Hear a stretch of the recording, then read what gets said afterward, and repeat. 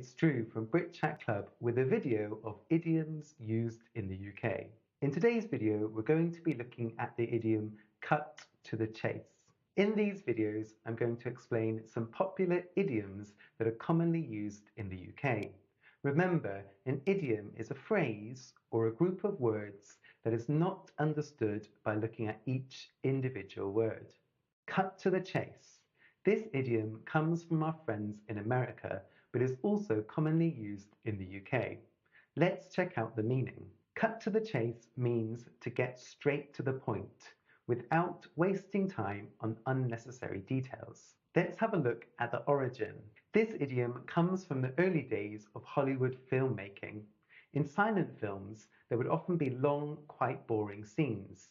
But then there would be chase scenes which would grab the audience's attention. So editors or directors would say cut to the chase, where they skipped over part of the boring scene and went straight into the action.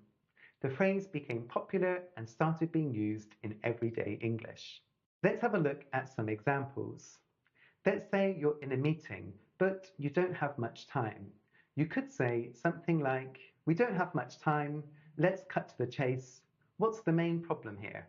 For another example, maybe you're talking to your friend who recently had a job interview and they're taking a very long time to tell you all about it.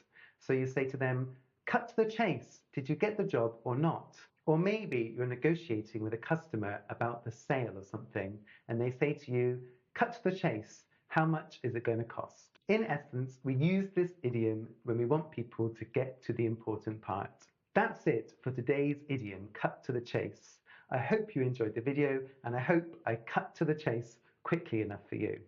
Remember to like and subscribe, and if you're interested in online English lessons with me, check out my website, britchatclub.com.